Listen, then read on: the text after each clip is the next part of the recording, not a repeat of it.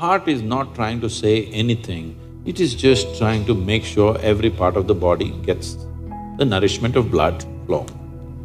So it's your brain speaking in different tongues. So before you invest this life into something, you must look whether today if I invest my life into this, after 25 years, will it still mean a lot to me? After 50 years, will it still mean a lot to me? At the end of my life, if you turn back and look, will I be proud of this or will I be ashamed of what I'm doing right now?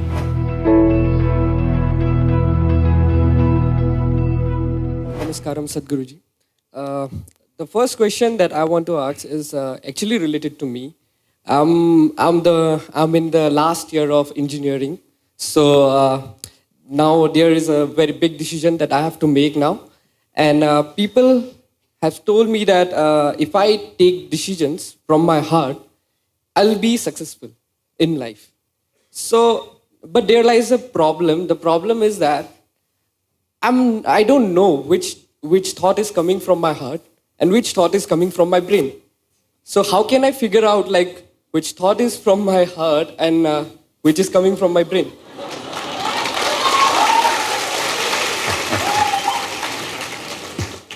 The heart makes only two sounds, lub-dub. Unless the local girls are disturbing it and it's going crazy. Otherwise it makes only two sounds. Rest of the noise is all coming from your head. This idea that something comes from the heart, something comes from the brain, it's metaphoric, but unfortunately a whole lot of people are taking it literally.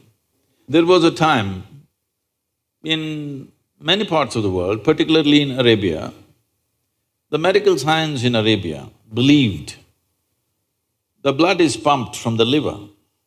You might have heard Urdu sayings about Kalija, have you? Because they believed blood is being pumped from the liver, because liver is a far more complicated organ than the heart. Heart is a simple pump. So do not give it any more responsibilities other than continuously pumping the blood and keeping you alive, unless somebody here breaks it. So, about the last year of engineering, I want you to change that language because this happened. Can I tell you a joke? It's okay? Yeah. You're pretty serious about this, that's why I'm asking. This happened. A very celebrated scientist was at a dinner and he was not grandly dressed or anything, he was looking very ordinary. So the lady who was, sitting next to him didn't pay much attention to him, she doesn't know who he is. But after some time, just to be polite, to make some conversation, "May I know what do you do?" He said, "I'm studying science." She said, "Oh, I finished that in my 10th class." So you're not going to, you're not in the last year of engineering, maybe the course, but not the last year of engineering, because for your entire life, if you learn engineering, when you're dying, after 100 years, okay? I'm not preponing it. After 100 years when you're dying, you would still know, if you're a constant learning process, you would still know you know very little about engineering. With that little, many things happen, that's different. So don't be in the last year of engineering. I know the program may be closing, but not the last year of engineering, okay? So, essentially engineering means to have things the way we want. Yes? When we say this building is well engineered, I'm not saying that. If we say this building is well engineered or an automobile is well engineered, what it means is it's functioning the way we want. Yes? Of all the pieces of engineering on this planet, of many pieces of engineering, a tree is a fantastic engineering, even a mountain is fantastic engineering, because it stood there for 1,000,000 years, that means it must be good engineering, isn't it? Yes? Something that stands there for 1,000,000 years must be well engineered. Of all this, the most sophisticated piece of engineering is human mechanism, isn't it so? Hello? Most sophisticated of all the pieces of engineering.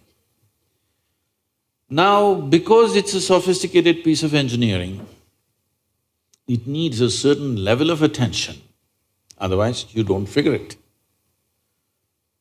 Now that we gave you such a highly,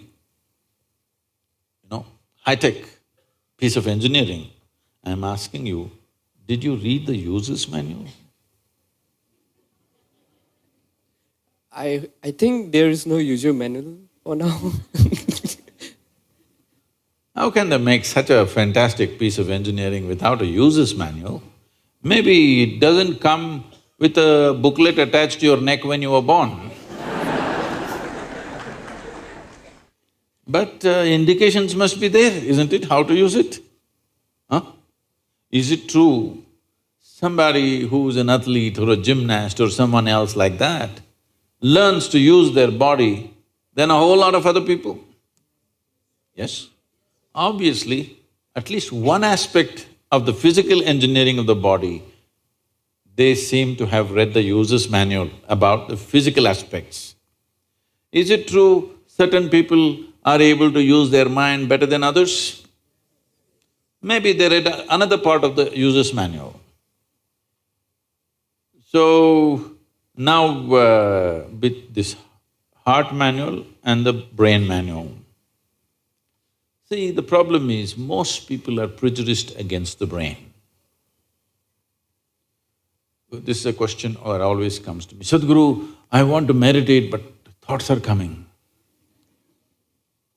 The common question everywhere. I ask them, see, I'll make you meditate. We will stop the liver, we'll stop the kidney, we'll stop the heart, we'll stop everything, okay? Oh, no, Sadhguru. So you want the liver to function when you're meditating, you want the kidneys to function, you want even the spleen to function, you want the heart to function, but you don't want your brain to function for some reason.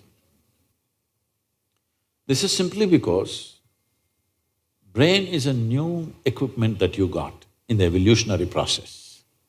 This level of cerebral development happened more recently compared to the other systems. If you cut open any mammal, they all have all these parts, isn't it? Every part that you have here, all of them have. Even if you open a frog, most of you, you're biology department. Even if you open a frog, almost everything that you have, he also has, isn't it? It is only… the big difference is only the cerebral development, which is a more recent happening. Because it's a more recent happening, most people have not figured how to handle it. So, user's manual is very important. You don't read a user's manual just before you discard the machine. You read it in the first few days, isn't it? Hello? If you buy a phone, do you want to read the user's manual in the first 3 days or after 3 years when you're throwing it away? First 3 days, isn't it? So, knowing how this functions is very important. Never did ever heart generate any thought or intention. Well, when you looked at the young girl, heart beat more, that doesn't mean it's saying anything, it's just trying to compensate for the other levels of excitement that's happening.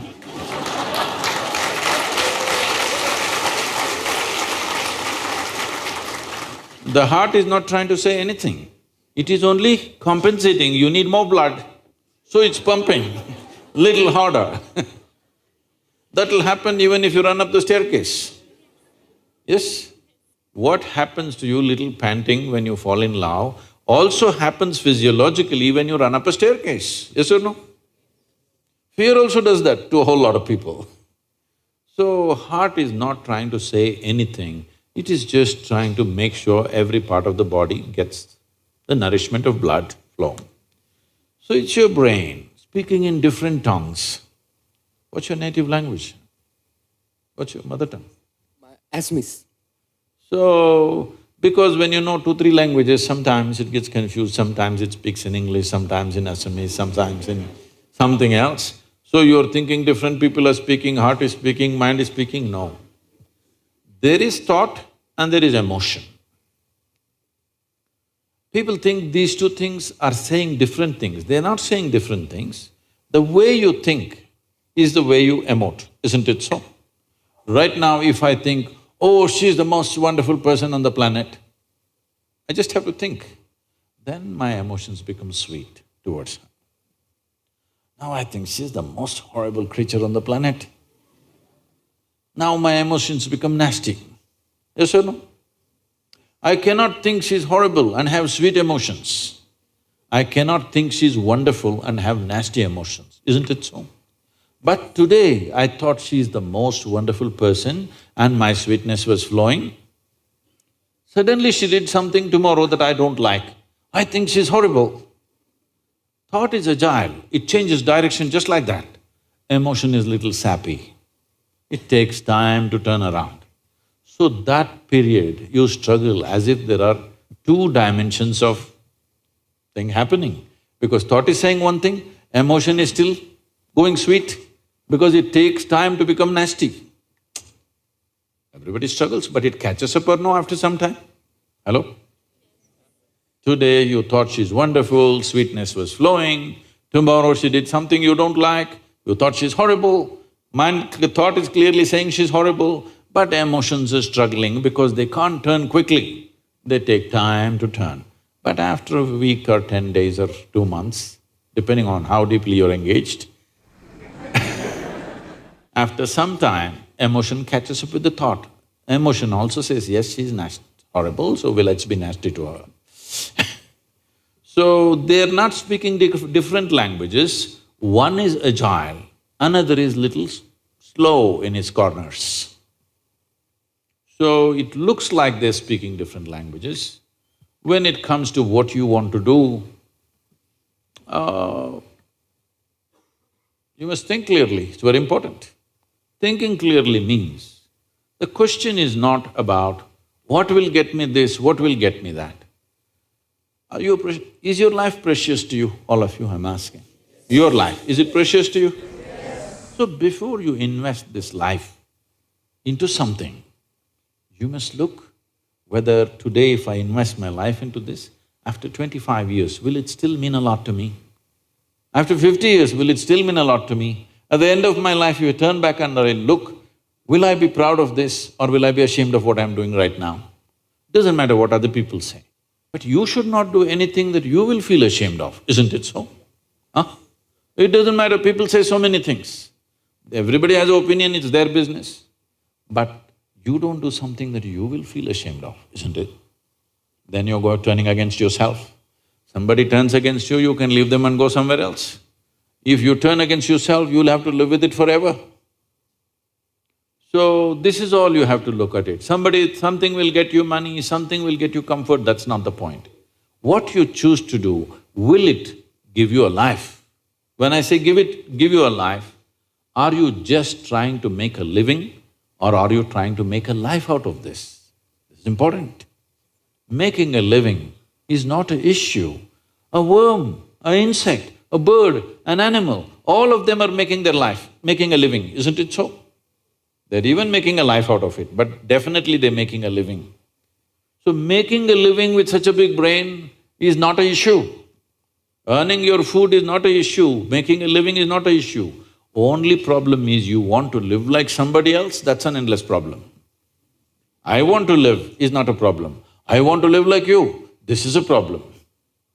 So, it is important, if you consider your life as a precious life, you must make sure you make a wonderful life out of this.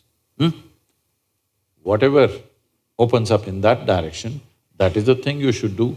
But when you're under the pressure of peers, somebody is saying, I'm going to America, somebody says, I'm going to the government job, somebody says, I'm doing this. So one thing that all of you should do before you make big decisions in your life is withdraw from these pressures of peers, professors, parents, everybody. Just spend 3 days to 1 week by yourself. Look at it, what is it that you really want to do? Not under pressure from other people. What does this life want to do? Do that. It doesn't matter what other people think about it.